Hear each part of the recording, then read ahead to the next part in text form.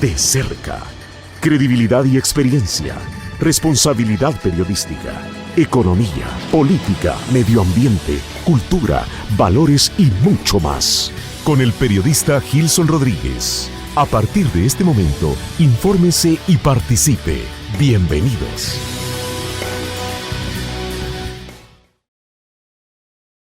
Buenos días, ¿cómo están? Gracias por acompañarnos en el programa de Cerca de esta mañana. Queremos agradecer como siempre, nos ven a través de los diferentes medios de comunicación, tanto en el país como en Estados Unidos, y también redes sociales. Está conectado para poder generar este debate sobre la vida política, social, económica y, por qué no, medioambiental en el país.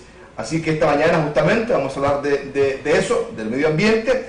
¿En qué condiciones está el medio ambiente y cuáles son las políticas públicas anunciadas por el gobierno en el Plan Cucatlán y que vayan a desarrollarse en estos próximos 5 años? Hemos ya visto algunos discursos, algunos planteamientos sobre el tema medioambiental, algunos un tanto risibles, otros que dejan muchas dudas.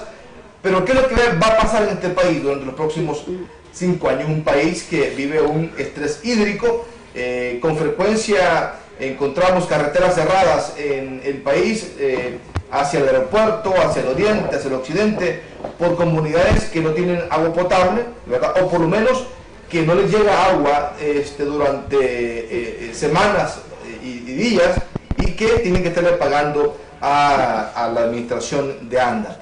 Todo esto obviamente es un problema que está trastocando el derecho de los ciudadanos, y este gobierno tendrá una responsabilidad muy grande al respecto. Así que de ese y otros temas hablamos esta mañana. Me acompaña en el espacio de ahora Luis González. Él es de la Alianza Nacional contra la Privatización del Agua, que es un tema también tan importante y que se ha venido manejando. Yo hacía cuenta hace un par de días que tengo en mi escritorio más de 10 proyectos de ley de agua presentados por diferentes instituciones gubernamentales y no gubernamentales. Hasta ahora ninguno ha pasado. También me acompaña en este espacio Jennifer Guzmán. Ella es de la Unidad Económica Salvadoreña, y me acompaña Alfredo Carillas, periodista ambiental. Bienvenidos, muchachos, gracias por hacer el espacio y venir y hablar de este tema que de alguna forma no es un tema mediático, pero que es un tema importante para todos, no solamente para nosotros cuatro que estamos aquí sentados para hablar de este tema, sino para todo el país y por qué no decirlo para el mundo. Bienvenidos. Luis. Buenos días, gracias por la invitación para abordar un tema tan importante, y un saludo a toda la teleaudiencia. Jennifer, ¿cómo estás? Bienvenida. Muy bien, gracias realmente por tomarse el espacio de abordar este tema en estos espacios tan importantes para que se pueda abrir el debate, la discusión pública de qué es lo que está sucediendo con el medio ambiente. Alfredo Chino Carillas, bienvenido. Gracias, Gilson. Gracias por la invitación, gracias a la audiencia en El Salvador y en el exterior para hablar de este tema tan importante para el país y para el mundo. Yo quiero comenzar haciendo referencia a lo último que decía el presidente de ANDA en una intervención que tuvo en un medio de comunicación, y voy a parafrasear algunas cosas para no equivocarme y que no vayan a decir que yo estoy inventando algunas cosas. El nuevo presidente de ANDA, el señor Frederick Benítez, dijo que van, entre otras cosas, por ejemplo, a cambiar el pliego tarifario de los car wash, de los negocios que lavan carro y que usan exorbitantes cantidades de agua. Bueno, habría que ver. También el presidente de ANDA dijo que la población salvadoreña, dijo, aquí les digo a la población salvadoreña, enfrente de las cámaras, que pueden tomar agua del chorro sin problema. Dijo, no hay que venir aquí a alarmar a la gente, a la población, y decir que están bajando los mantos acuíferos. Yo tengo que venir aquí a ser responsable con lo que se le dice a la población.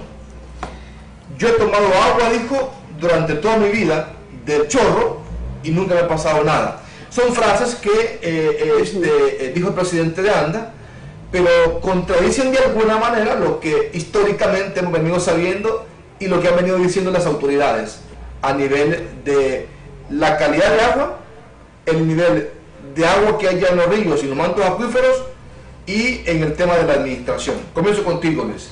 ¿Cuál es tu opinión con respecto a la posición del nuevo presidente de ANDA? No creo de que es una postura lamentable de un funcionario público cuando hay una gran cantidad de información técnica científica que contradice lo que él plantea. Es decir, acá en El Salvador tenemos una grave crisis ambiental, que tal vez la parte más fuerte de esta es la crisis del agua, y hay una gran cantidad de información del Ministerio de Medio Ambiente, información oficial, en la cual plantea cómo efectivamente los acuíferos han disminuido, cómo somos el país con menos acceso al agua en la región centroamericana y el país con el agua más contaminada de la región. En ese sentido, venir a plantear, por ejemplo, de que el agua se puede tomar sin problema, no es así. Es decir, el 95% de nuestros cuerpos superficiales de agua están contaminados por algo. Los ríos. Los ríos y lagos. Están contaminados por heces fecales, metales pesados, agrotóxicos, cuerpos orgánicos en descomposición. Si bien es cierto, ANDA da un tratamiento al agua, principalmente el tratamiento de exploración, lo cual elimina lo bacteriológico, pero no los metales pesados ni agrotóxicos. En ese sentido, si estamos consumiendo algún tipo de contaminante, que se ve mucho más grave en el oriente del país, pero tenemos casi una pandemia de insuficiencia renal. También en ese punto hay investigación del Instituto Nacional de Salud, del Ministerio de Salud Pública, donde plantea esta vinculación entre agrotóxicos o entre estos usos químicos en la agricultura y estas enfermedades, también vinculados al agua. Entonces venir a decir de que el agua en el país que brinda agua es de completa calidad es un error. Otro punto, el tema de los acuíferos, es decir, que platicábamos fuera de cámara, es esto, cómo en el país se puede ver cada día más grave esta falta de acceso al agua. Tenemos protestas casi a diario de comunidades, colonias que no les llega agua suficiente para tener una vida digna. Entonces creo que esto es importante retomarlo, porque plantea que los acuíferos no han disminuido, pero es una realidad que se puede ver palpable en las comunidades, que los ríos, las fuentes de agua cada vez van para menos. Como miramos la población, principalmente mujeres, que tienen que caminar 2 o 3 horas diarias para llevar un cántaro de agua al hogar. Creo que son aspectos a discutir, a tratar. Y también quiero referirme brevemente a la primera declaración que diste, que le van a poner un pliego tarifario diferente a los car wash. Está bien, pero que no se olvide de aquellos grandes consumidores de agua que no son los car wash. Tenemos a las embotelladoras, a las empresas o industrias que hacen bebidas carbonatadas, bebidas embriagantes. A esas tiene que ponerle nuevo pliego tarifario, porque son hoy por hoy los que se quedan con el agua de mejor calidad y las que menos pagan por el agua. Y además aquellos sectores agroindustriales, por ejemplo la caña de azúcar, que utiliza grandes cantidades de agua a granel para agregar algo que no es alimento y que no deja ningún beneficio, sino que por el contrario, mucha contaminación y daño a nivel nacional. Ok, muy bien. Ya vamos a hablar del tema porque vamos a profundizar en ese tema. Fíjense que yo siempre digo lo mismo y creo que voy a aburrir, ¿verdad? Pero hay dos cosas que me entristecen cuando viajo al oriente del país. Primero, el calor, ¿verdad? Imagínense cómo se le pasó a los migueleños, los de Oriente en estos últimos días, que ha habido estabilidad de calor. Qué difícil. Pero hoy otra cosa que me entristece, y es que yo recuerdo por los años 80, ¿verdad?, que viajábamos del oriente para San Salvador y pasábamos por el puente Jiboa, el río Jiboa. Ese río era un río caudaloso, alto, que los papás tenían que estar ahí con cuidado porque una corriente muy fuerte de agua. Ahora ese río se quedó por un afluente, una orillita, ¿no? Hoy es una quebrada, porque a la par construyeron una empresa de bloques y tubos y extrajo toda la arena que pudo del río. Pero además, no solamente eso, si es que ese es nada más un ejemplo de los ríos que han prácticamente ya desaparecido. Y la otra parte que me entristece es ver todo el litoral lleno de caña y con regadío. Y el regadío de la caña es un regadío industrial. Una cantidad de agua que salen de unos grifos que cubren hasta 20 metros a la redonda, ¿no?, tirando agua. Me imagino que el presidente de ANDA va a tener que también ver esto, no solamente ver el tema de los cargos, como decía. Jennifer, ¿cuál es su opinión con respecto a la generalidad, digamos, del tema de medio ambiente y la posición del presidente de ANDA respecto al agua? Bueno, nuevamente creemos, voy a coincidir con la postura de Luis, que es una una afirmación bien irresponsable la que realizó el presidente, porque la vivimos esta realidad en todo el país. No hay agua realmente, y hay lugares donde no tienen agua de manera permanente y otros donde se ha racionalizado el acceso al agua. ¿Qué quiere decir eso? Que solo tenemos en la mañana, o solo en la noche, o solo en la madrugada. Y según estudios del MAN, en cuanto a sus proyecciones del bien hídrico, se ha dicho que va a haber una reducción de los caudales de agua en un 59% en la zona costera y un 90% en la zona oriental. Por eso es de que lo vemos todavía más recrudecido en San Miguel, ¿verdad? Y estamos ante esta realidad, no tenemos agua, hay protestas porque no hay agua, y él viene a decir todo lo contrario. Es algo bien alarmante que desde la postura de un funcionario público se estén dando... Ahí tenemos las imágenes al aire. Esas imágenes las captamos en uno de esos viajes al oriente, y no estamos mintiendo, ¿verdad? A las orillas de donde están tirando agua, la gente no tiene agua. Exactamente. Pero para mantener la caña y para tener una mejor producción de caña, que al final es un ciclo bien delicado, muy dañino, ¿verdad? Porque al final cuando va a cortar la caña, hoy ya no solamente la cortan, sino que la queman, ¿verdad? Pero Jennifer, que le interrumpí, pero necesitábamos mostrar sí, me parece muy bien. Esa realidad, pues. Sí, realmente es de cuestionar. Entonces, si él dice que hay agua, ¿dónde está esa agua? Entonces, ¿por qué no le llega a las comunidades? ¿A dónde está llegando? Es algo que tenemos que poner bajo la discusión pública, y también referente al cultivo de caña. Creo que la mayoría de personas que hemos tenido la oportunidad de presenciar eso, incluso el regadío llega hasta las calles, regando la calle, el asfalto prácticamente, pero la comunidad aledaña no tiene agua. Las mujeres sobre todo tienen que caminar una gran distancia para llegar a un pozo, para llegar a un río, e ir cargando con esa agua, mientras tenemos el otro lado de la moneda, que hay agua 24/7, y lo más risible es el precio que pagan por eso, porque por un permiso de explotación del agua son alrededor de $113 anuales, y yo creo que, es risible esa comparación de no solo de lo que explotan, sino de lo que ganan a través de la mercantilización del agua, ¿verdad? Alfredo, nosotros podemos aguantar cualquier cosa, es decir, a nivel de medio de comunicación creo que tenemos una responsabilidad, y como comunicadores igual. Tú has estado trabajando en el tema ambiental a nivel de comunicación y como periodista, y ha conocido toda la idiosincrasia en los últimos 15, 20, 30 años. ¿Qué tenemos de diferente hoy mismo si miramos el planteamiento de la nueva administración? Bueno, tengo 24 años de ejercer el periodismo ambiental, y he logrado, al igual que tú creo, notar la degradación ambiental que hemos tenido en el país de forma paulatina, pero muy acelerada ya en los últimos 15 años tal vez.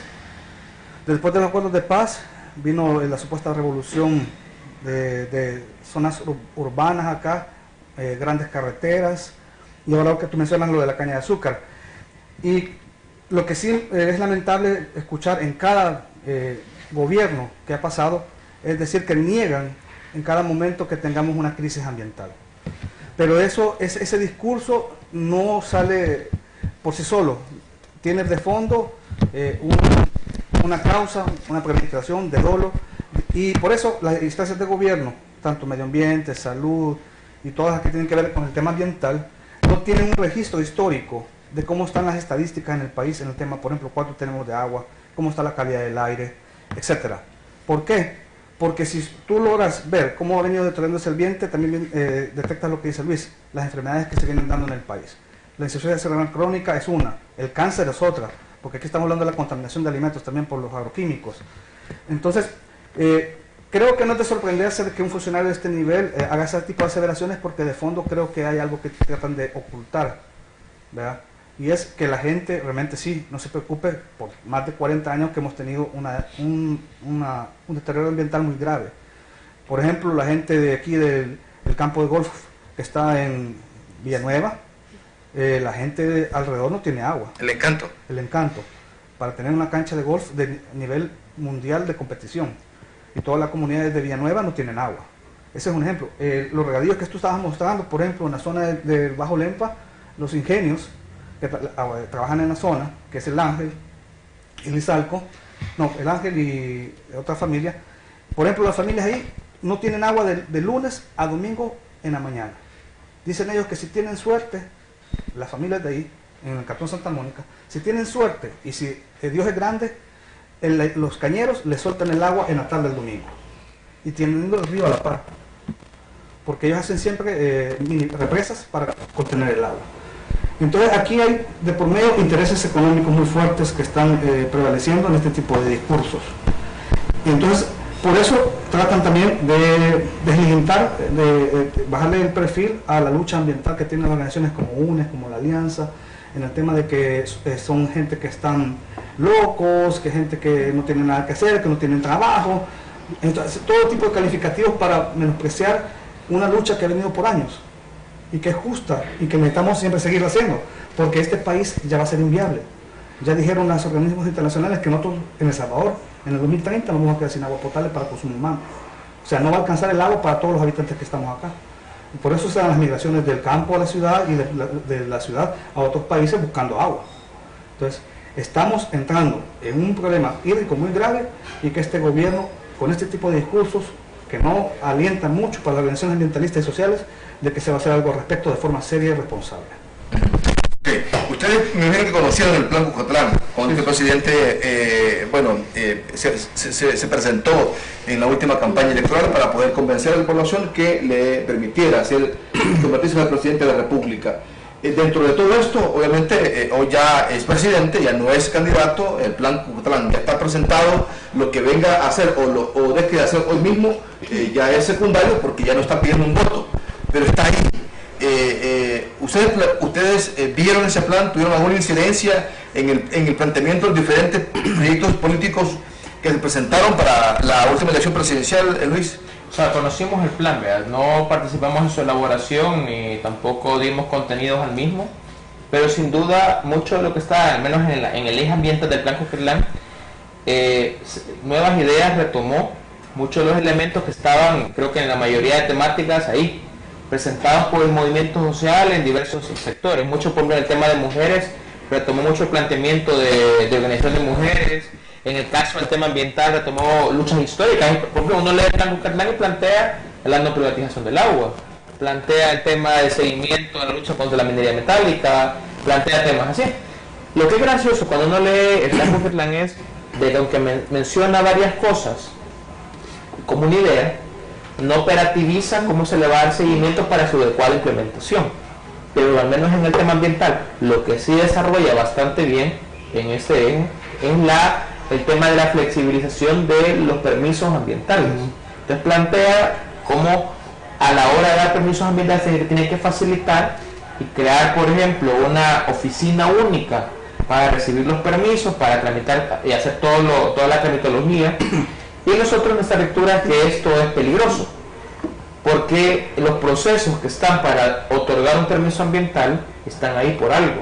Hoy más o menos hay 10 pasos para otorgar un permiso ambiental y cada uno de estos pasos tiene una razón de ser.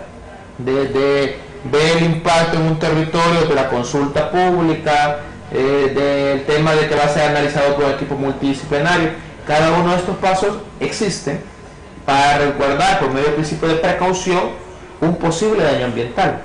Entonces acá nos venga a decir qué es lo que se va a hacer para flexibilizar los permisos en un país con una crisis ambiental tan grave, es preocupante. Porque sin duda lo que estamos viendo en nuestra lectura es de que lo que se busca es seguir mercantilizando los bienes naturales que son de todos y todas. Ver la naturaleza como una mercancía, como un botín a ser repartido y no acciones encaminadas a su adecuado uso y protección, que es lo que debería de hacerse, repitiendo con la crisis ambiental, pero además con los impactos del cambio climático que cada día son mayores en nuestro país. Esa debe ser la tarea del gobierno, no ver cómo le facilita cosas a las empresas o a las industrias que han hecho del medio ambiente su recurso. Y ahí hay que ver un poco las declaraciones que han dado los funcionarios e incluso el presidente en los primeros días del gobierno, o sea, acercamientos con la empresa privada, ya han planteado esto de que van a buscar cómo los trámites no sean tan engorrosos. Entonces, yo creo que no es malo que busquen que los trámites sean más fáciles en el sentido de la burocracia, pero no en el sentido de la necesidad de que sean técnicamente realizados para ver si un proyecto es viable o no. O sea, aquí a veces se quisiera de que a todos se le dijera así, pero hay cosas que no se puede permitir. Un ejemplo de esto fue cuando se prohibió la minería metálica. Hay mucha gente que se molestó, pero en el país que tenemos, con las condiciones ecosistémicas, con la cantidad de población, con la capacidad hídrica, no se puede permitir ese tipo de industria. Entonces, así como se prohibió esa industria, habría que revisar otras. Tal vez no prohibirlas, pero sí regularlas más fuertemente. El caso de la caña de azúcar, el caso de las empresas que utilizan agua granel para embotellarla o embolsarla, habría que hacer estas revisiones y partiendo de eso hacer política pública. Ok, muy bien. Antes de continuar quiero hacer un corte comercial y decir algo que es muy importante. A mí me encantaría, yo creo que también a ustedes, ¿verdad?, que el tema del agua lo hubiéramos despolitizado. Es decir, que le quitemos la ideología política que nos carcome, ¿verdad?, y que nos genera incluso a veces hasta odio, porque no quiero que, por ejemplo, quienes nos están viendo vayan a pensar que estamos hablando en contra del presidente o en contra del partido nuevo presidente. Aquí estamos hablando en contra de todo aquello que le va a afectar a los de izquierda, a los de derecha, a los de centro, a los golondrinos, a todos. Es decir, aquí no es cuestión de ideología. ¿Eh? Nuestros hijos no tienen ideología y reciben el impacto del medio ambiente, del agua contaminada, del costo para conseguir agua, por ejemplo. ¿Cuánto gasta una familia promedio para comprar agua embotellada? ¿Cuánto vale la garrafa? $2.50, $2.60 de dólar. ¿Cuánto tiene que comprar en la semana? 3, 4 en la semana. Multiplico eso por el mes. Aquí no tiene que ver nada con ideología. Es decir, digo esto porque algunos amigos se pueden sentir como bueno, están hablando, no, aquí no hablamos en contra de nadie ni del presidente. Claro, es el que administra la cosa pública. E independientemente de quién represente, a nivel ideológico o de planteamiento social o económico, pero el tema medioambiental es un tema de todos. Y así tenemos que verlo. Voy a un corte comercial. Quédese con nosotros, que hay mucho más que conocer sobre este tema, que digo y repito, nos pertenece y nos corresponde a todos. De derecha, de centro, de izquierda, blanco, moreno, grande, chiquito, a todos, porque consumimos lo mismo, respiramos el mismo aire, tenemos las mismas familias, ¿cierto? Voy a un corte, regresamos. De cerca, con el periodista Gilson Rodríguez.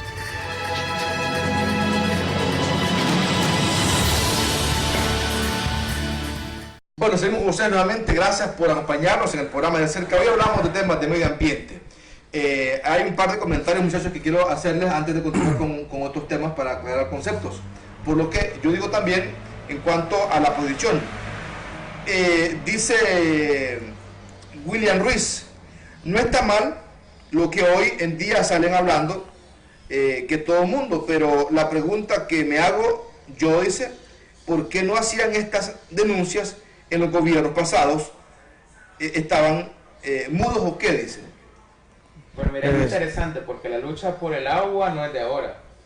O sea, la primera propuesta de Ley General de Agua se presentó a la Asamblea Legislativa el 22 de marzo, Día del Agua del 2006. Y de ahí se ha venido trabajando por tener un marco institucional para regular adecuadamente el agua en El Salvador. Y eso se hizo porque previamente, en 2006, ya había una crisis del agua en nuestro país que nos estaba afectando. Del 2006 para acá hemos venido trabajando y exigiendo la aprobación de marcos jurídicos vinculados a la gestión sustentable del agua a gobiernos de derecha como de izquierda. O sea, y sin duda el tema ambiental como el tema del agua no tiene colores partidarios porque nos afecta a todos y todas. Entonces aquí a cualquier gobierno que esté de turno se le va a exigir que implemente adecuadamente la gestión ambiental.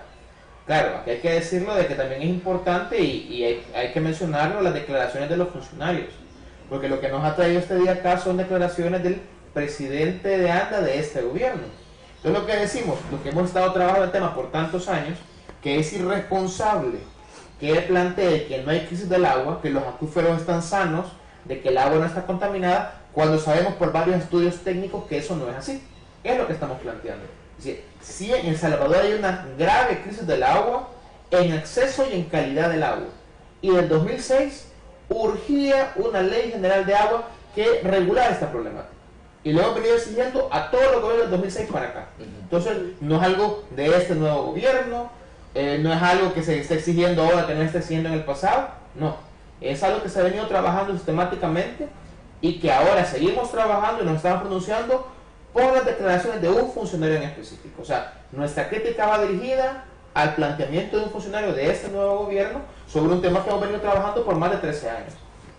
Obviamente esto va comenzando, porque dice, por ejemplo, Ángel, si vamos a criticar a la nueva administración, yo creo que es demasiado prematuro. Eso también me parece muy interesante porque es un comentario que yo ya había escuchado anteriormente. Sin embargo, desde el Plan Cuscatlán podemos ver que ya hay una postura de lo que se va a realizar. Habla de una flexibilización de permisos ambientales, pero no se queda solamente ahí, sino que en la inauguración del hangar de Aeromán, el actual presidente le pidió al ministro de Medio Ambiente que en un plazo de 100 días diera todos estos permisos ambientales que según él están retenidos en el ministerio, ¿verdad?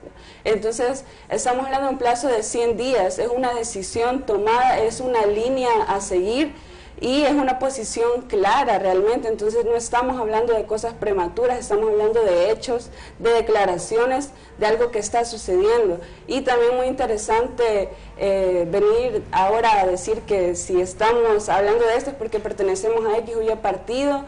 Creo que lo mejor que podemos hacer es, más allá de estar viendo de qué partido es cada quien o no es, hablar de datos, ¿verdad? De los estudios que ya se tienen y de nuestras realidades. Yo creo que la mayoría de personas no tenemos agua las 24 horas del día, o al menos yo no la tengo. Y también sé de muchas realidades de mujeres, de hombres que tienen que caminar unas grandes distancias para tener agua. Es un hecho, no hay agua, es nuestra realidad. Y tener agua no es ideología. Porque no es que en San Marcos solo viven areneros, gente del frente, o del CD, o de Vamos, no, ahí vive todo el mundo. Es que yo hago esta comparación para hacer, digamos, como un llamado, ¿no? En temas del país como medio ambiente o el agua, no deben haber ideología, deben haber posiciones claras sobre qué es lo que tenemos y hacia dónde vamos. Yo creo que la gente que nos está opinando en las redes sociales, que le agradecemos sus comentarios, sus opiniones, que son válidas, pero creo que también tienen que ser conscientes y ser sensibles al tema, que se pongan en los zapatos de mucha gente. Por ejemplo, en mi caso, yo vivo en una zona donde antes yo gozaba las 24 horas del agua, que llegaba del chorro, del grifo. Paulatinamente, ya ahora el agua, tal vez si tengo suerte, cae a las 5 de la mañana y a las 8 de la mañana lo están quitando. Por suerte el agua llega a un nivel de calidad para consumo humano, porque es clorificada, no como en zonas como Napopa, Soyapango, donde la gente dice que el agua les llega a color café, con olor a pescado, cuando les llega dentro de 3 meses. De esta gente estamos hablando nosotros, que es un problema que ha venido por años. Es que no es una cuestión que venimos que solo porque está ahora un nuevo gobierno, que coincidamos o no coincidamos ideológicamente con él, es que estamos haciendo críticas sin fundamento. Obviamente aquí creo que es importante hacer una acotación, y es que aquí mismo le hemos dicho en este espacio, nosotros como medio de comunicación somos responsables también de orientar y de informar y de decir las cosas como son. Ciertamente los gobiernos que nosotros creímos que iban a luchar genuinamente con uñas y dientes sobre temas medioambientales, tampoco lo hicieron. El Frente le dejó una deuda a este país en tema medioambiental y de proyecto social increíble. Perdónenme, digo, no sé si yo estoy equivocado, pero esa es la percepción, y los argumentos fueron siempre, es que no tenemos correlación de fuerza. Óigame, pero eso es estúpido. Claro. Decir, por ejemplo, que no hay una correlación de fuerza cuando mucho tiempo utilizaron a la gente para ir a las calles. Si no tenían la correlación de fuerza, ¿por qué no fueron a las calles acá la gente? Pues se olvidaron, ciertamente se olvidaron, y la gente le ha pasado una factura demasiado alta, y parte de esa factura tiene que ver con el tema del medio ambiente y los derechos de la gente, por ejemplo, con el agua. ¿Cómo no hay una ley de agua habiendo dos gobiernos del frente en este país que se comprometieron siempre a velar por los derechos de la gente? Perdónenme, digo. No, claro, yo creo de que hay que analizarlo objetivamente y efectivamente hay una deuda del Estado en general en los últimos 10 años, y bueno, más en la temática ambiental, es decir, eso lo hemos venido acarreando de gobierno en gobierno, de legislatura en legislatura. Entonces, para irnos a la Asamblea Legislativa, es lamentable que del 2006 a la fecha no tengamos una ley general de agua. En un periodo legislativo 2015-2018 se logró avanzar 92 artículos y de ahí en el siguiente periodo se votaron. En ese periodo 2015-2018 avanzaron en 5 artículos, hoy hemos regresado de nuevo a cero. ¿Por qué? Porque hay un interés en diputados y diputadas de querer favorecer a empresarios en la legislación.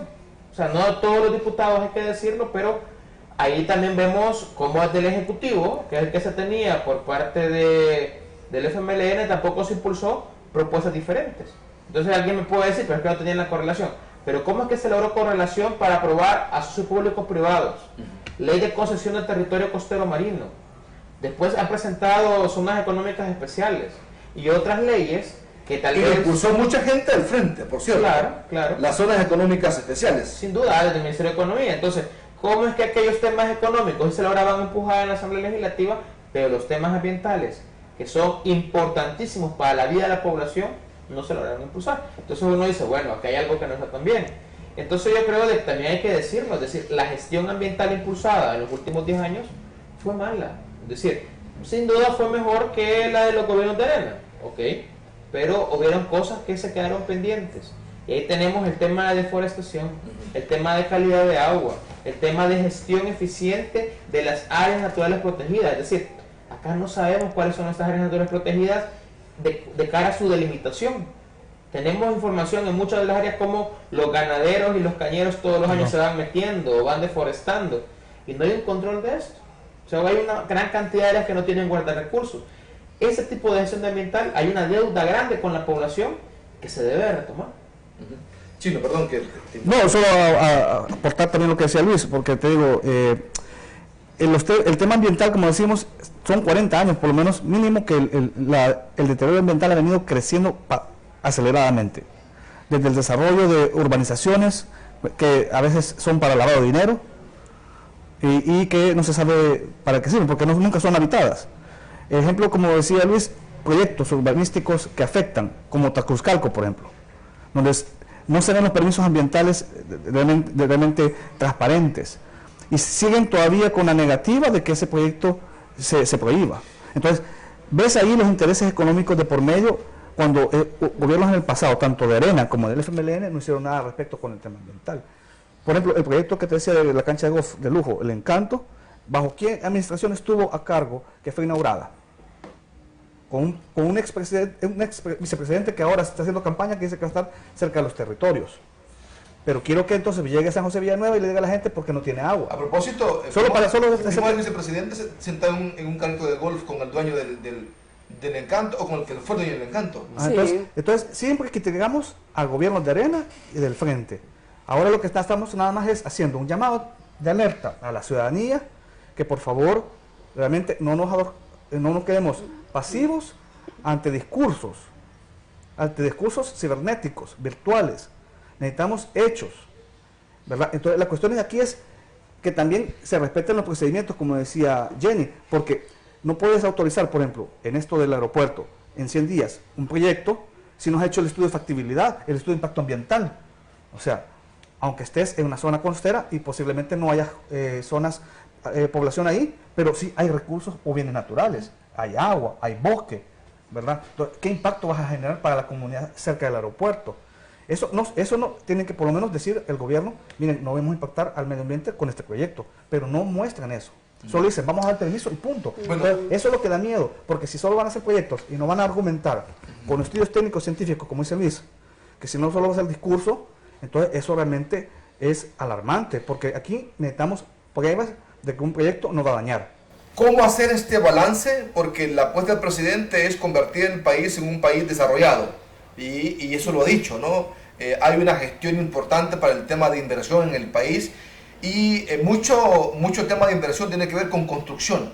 con desarrollo en infraestructura, ¿verdad? Infraestructura vial, pero también infraestructura industrial y en el tema de vivienda. De hecho, hay una apuesta muy grande al respecto. Estaba leyendo un día de esto una nota sobre la construcción de una residencial al norte del país que va a andar como por 8.000 viviendas, ¿verdad? Ciudad Valle del Ángel. Ciudad Valle del Ángel, que es la parte de Nejapa, para arriba, si no me equivoco. Es Apopa, pero es entre Apopa y Nejapa, acabar todo lo que es de el redondel de integración hacia abajo, casi colinando con la Gloria, donde hay una capillita de una virgen. Todo eso a ambos lados va a ser parte de esta Ciudad Valle del Ángel, que sin duda hay que decir que hoy por hoy todavía no tiene permisos ambientales. Entendemos que solo tiene los permisos de la alcaldía de Apopa y ha iniciado los trámites para obtener permisos. O sea, ahí es como de preguntarnos lo que tú dices, bueno, un país desarrollado, pero ¿desarrollo para quién? ¿Cómo hacer ese balance entre el desarrollo y la protección del medio ambiente? Claro, yo creo es bien que complicado. A eso se refiere el presidente, también a lo que hacía referencia Jennifer, en cuanto a que hay cantidad de proyectos detenidos en el Ministerio de Medio Ambiente por el tema de los permisos ambientales.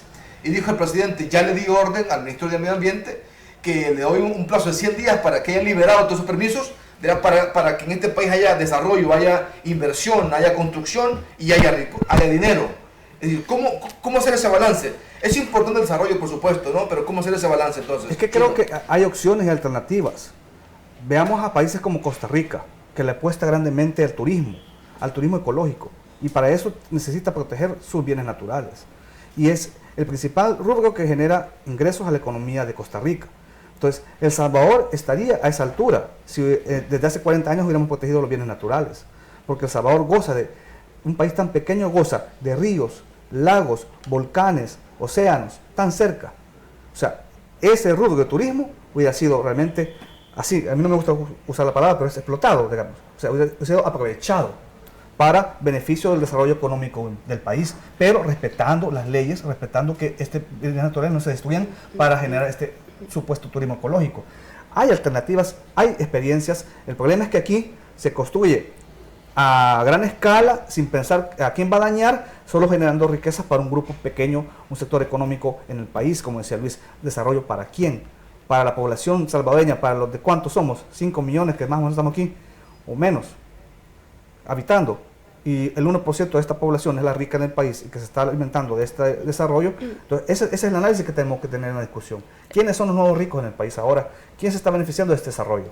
Claro, eso también tiene que ver con el enfoque de desarrollo que le estamos dando, porque según lo que está planteando, según las políticas públicas y las frases del presidente, es como que de parte de generar tanta riqueza, va a haber un rebalse y esta riqueza va a llegar a todas las personas, pero la historia ya ha demostrado que esto no es así, la teoría del rebalse no existe en la realidad. Entonces estamos hablando de generar tanta riqueza, tanta mercancía. ¿Para quién va a ser eso? ¿Y por qué no estamos hablando mejor de desarrollo local? ¿Por qué no hablamos de la salud, desarrollo integral, educación? Hay tantas necesidades y realmente el desarrollo no tiene por qué entrar en confrontación con lo ambiental, porque necesitamos el medio ambiente para vivir. Entonces no se puede dejar a un lado esto solo por ver dinero, ¿verdad? Que al final no va a llegar a mejorar la vida de las personas, sino, como decía Alfredo, un sector pequeño de la sociedad que históricamente ha acaparado la riqueza del país. Mire, yo les voy a preguntar una cosa un poco curiosa y quizás hasta, lo pueden ver ustedes hasta ofensivo. ¿Usted está en contra del desarrollo de este país como ambientalistas? No. Digo, Luis. O sea, lo que pasa es que hay que entender la palabra desarrollo a qué alude. Porque históricamente desarrollo se ha entendido por destrucción ambiental. Entonces, incluso en la evolución de la palabra desarrollo, en algún momento, allá por los años 50, se vinculaba desarrollo con contaminación. Allá en Chicago, en Nueva York, en Estados Unidos. Entonces, a veces no, por los que somos ambientalistas, no nos gusta ocupar la palabra desarrollo. Entonces, incluso cuando se habla de desarrollo sustentable, no es tan grato. Entonces, lo que hablamos es de un buen vivir o de la sustentabilidad ambiental.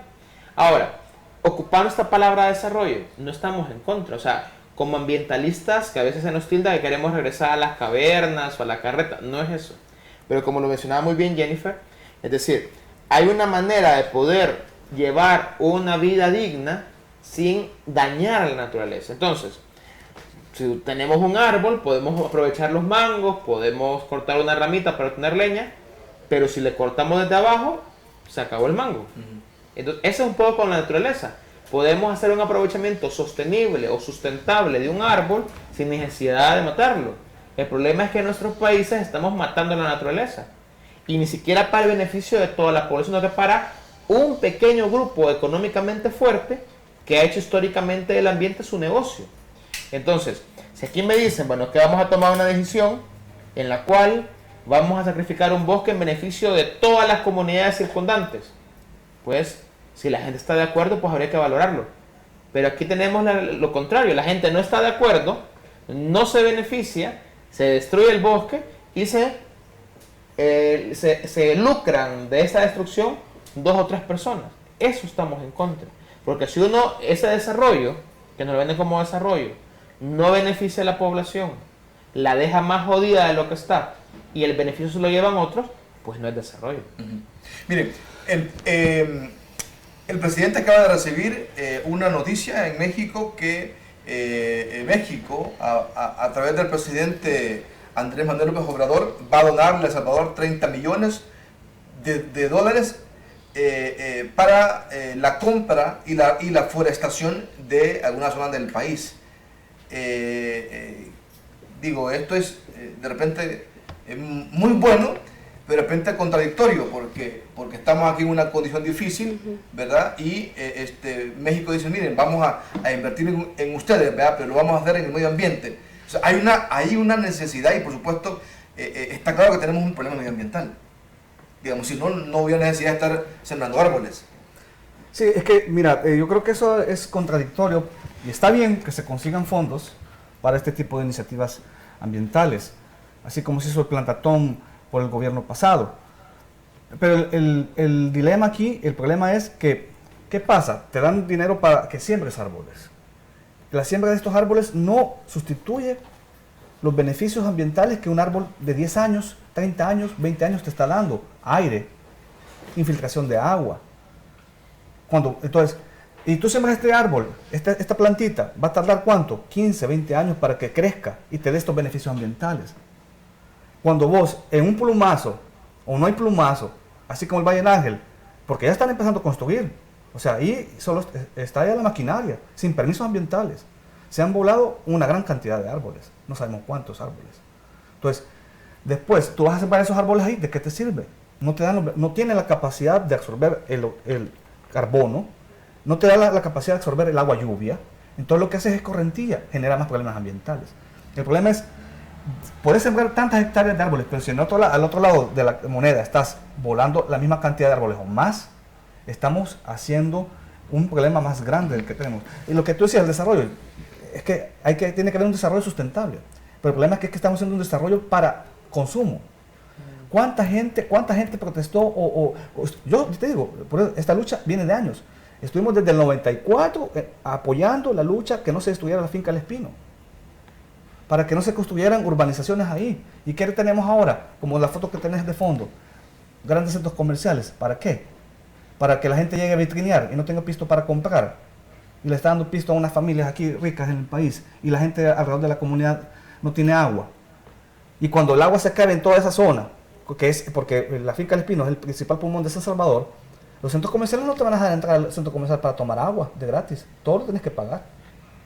Los centros comerciales son los que más consumen agua también sin pagar impuestos. Ese tipo de análisis es lo que necesitamos nosotros que se hagan seriamente en las leyes de agua. Okay. Que un funcionario tome esos temas justamente de forma seria. Con el tema de la ley del agua regreso. Ya no hemos pasado el tiempo, pero vamos a aprovechar que están aquí estos 3 muchachos para poder ver un poco el tema del agua, que es muy importante, y por qué razones que hasta ahora no ha caminado, justamente por lo que decía Alfredo. Pero, ¿por qué no camina una ley de agua y qué es lo que esperaríamos en estos próximos 5 años del presidente Nayib Bukele? Vamos a un corte, regresamos. De cerca, con el periodista Gilson Rodríguez.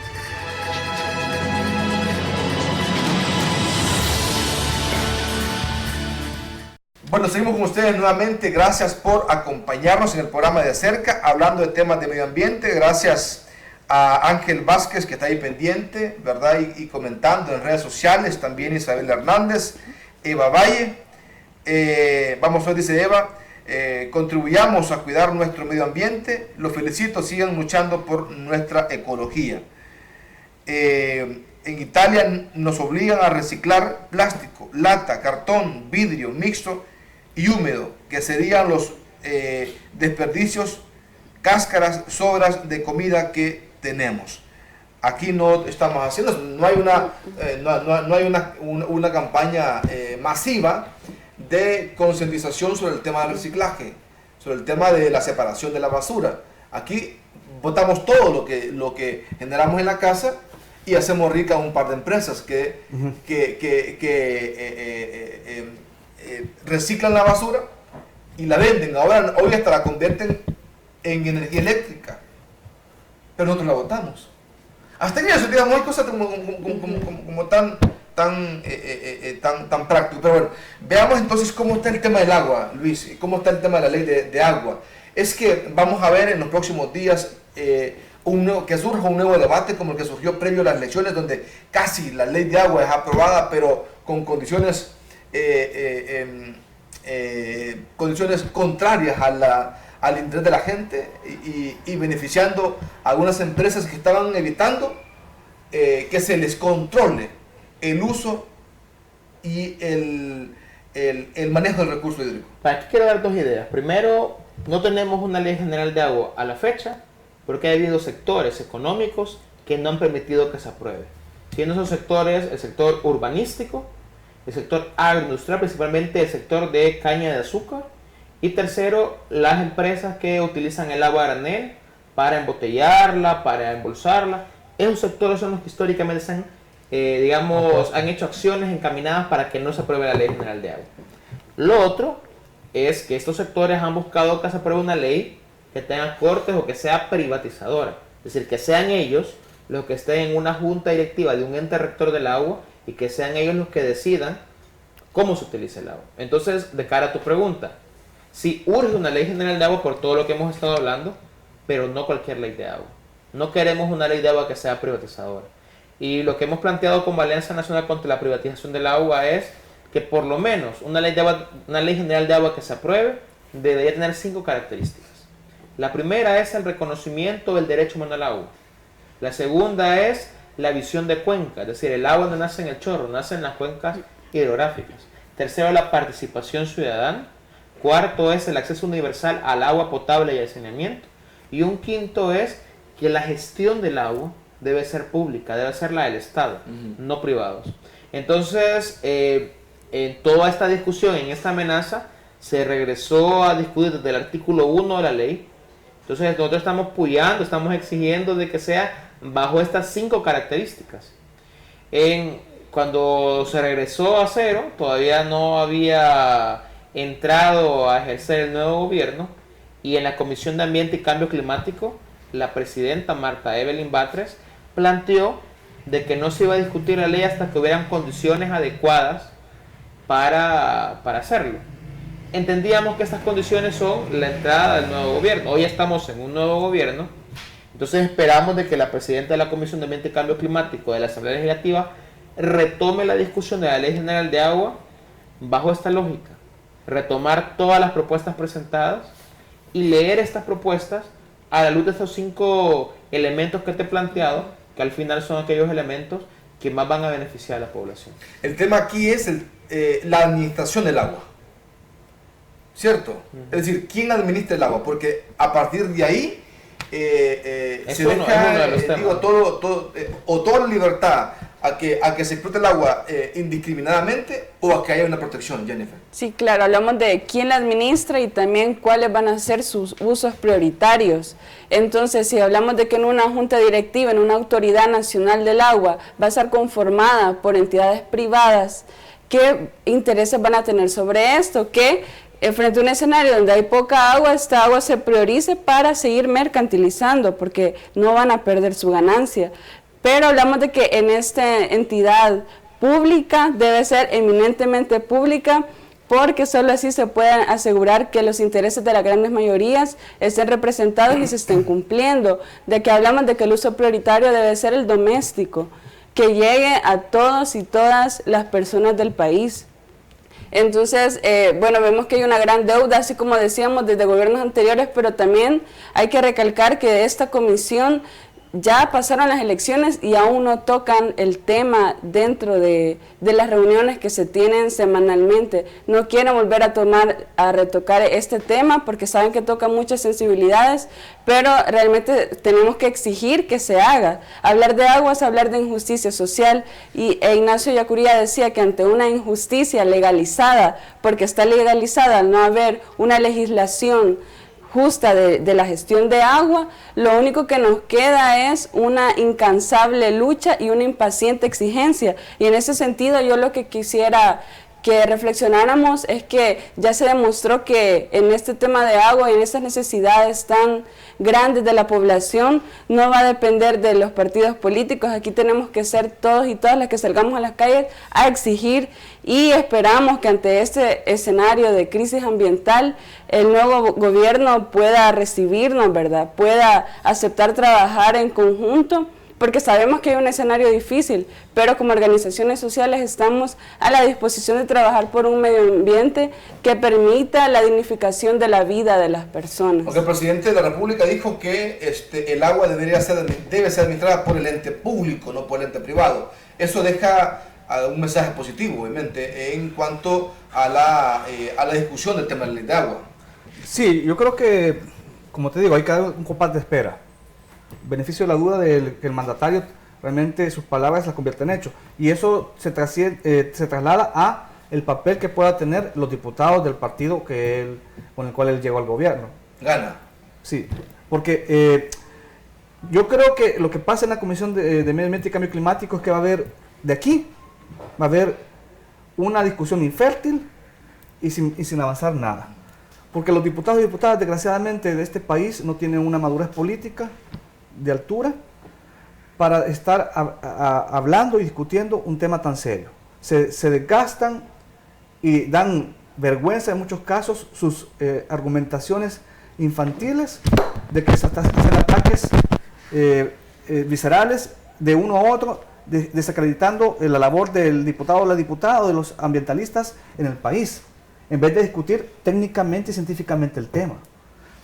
Y ahora estamos prácticamente en un circo electoral, porque ya estamos de cara a las elecciones de diputados y alcaldes, diputadas y alcaldesas 2021. Entonces, ¿qué pasa? Para ellos el tema de la ley del agua es un tema desgastante políticamente electoral.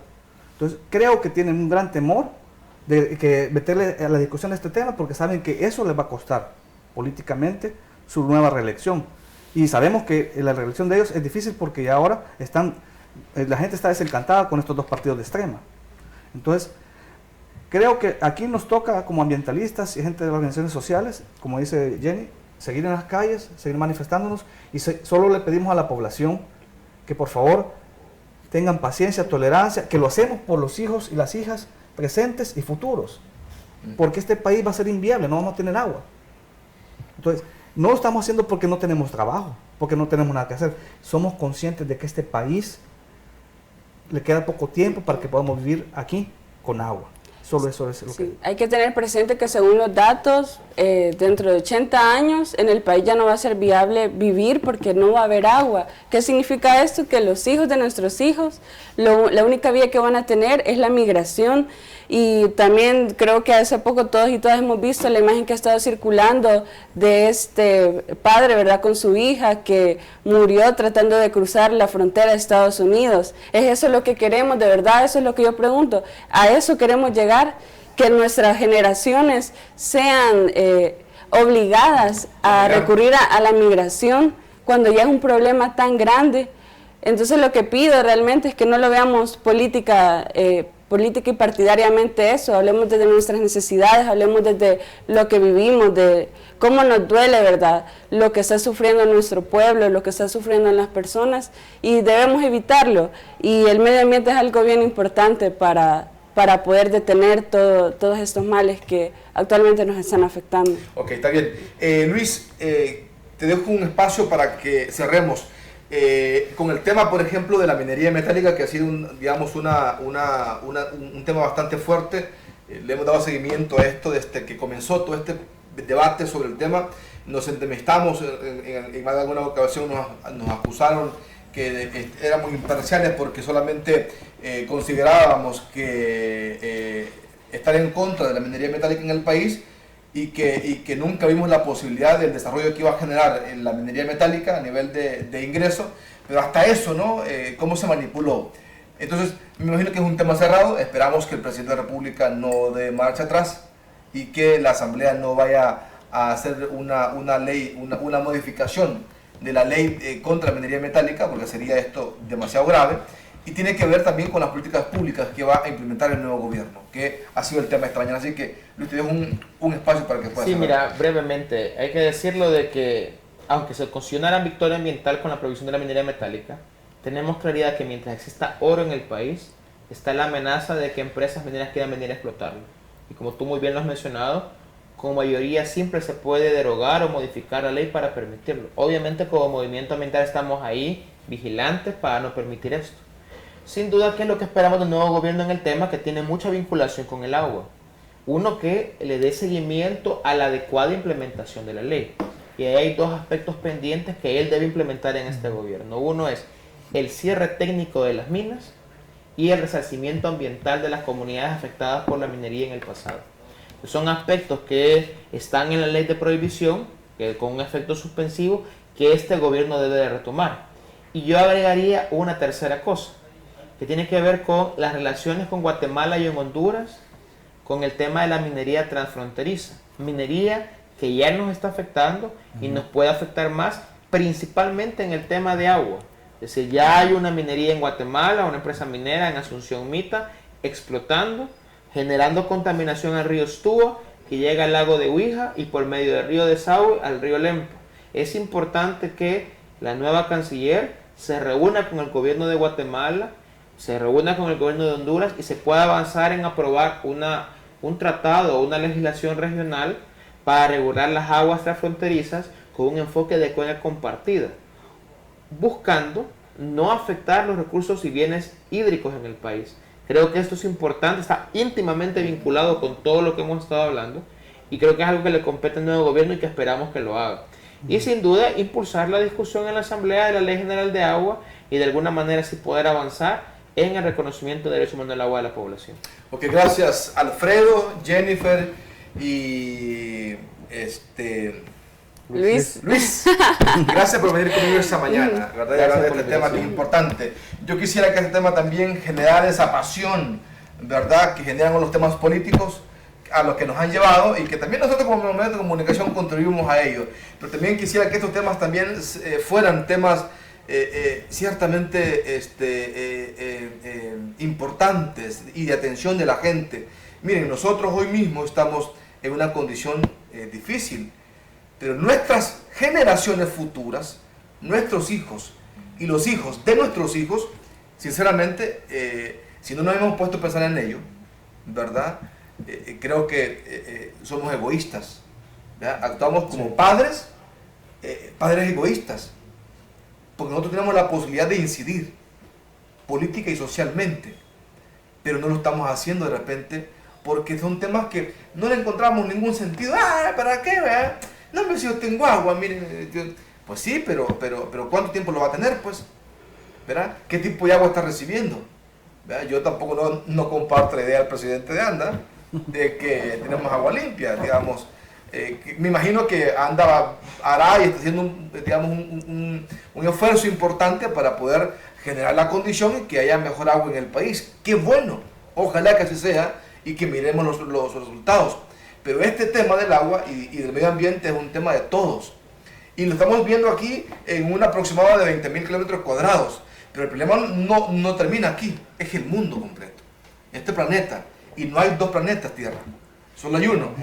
Que no nos den paja que ya están descubriendo algunos lagos allá ocultos en Marte, en la Luna. ¿Quiénes van a ir ahí? ¿Usted cree que usted lo van a llevar ahí? No, nosotros nos quedamos aquí, somos terrestres. Hasta que no tengamos esa capacidad extraterrestre para ir un poco más allá y descubrir otros planetas como el nuestro, cuidemos pues, este es el que tenemos, no tenemos otro. Y perdónenme que me apasione tanto el tema, pero que si no me apasiona, con seguridad no quiero ni a mis hijos, ni a mis nietos futuros, ni a nadie, porque aquí dependemos de agua y de árboles. Si no hay agua y no hay árboles, no tenemos vida. Muchachos, muchas gracias, y gracias también a ustedes por hacer ese esfuerzo. Pero yo he escuchado mucho cuando dice la gente, no, miren, lo que pasa es que estos son huevones, no tienen trabajo y andan buscando hacer de esto una forma de vida. Pero si ustedes no lo hicieran, creo que aquí ya hubiesen pasado muchas cosas. Les agradezco en nombre de nuestra gente, nuestros hijos y de las futuras generaciones el trabajo que hacen, no en pro del medio ambiente y en pro de nuestra gente en El Salvador. Gracias. Gracias por eso. También a usted le agradecemos por sintonizarnos y estar siempre con nosotros.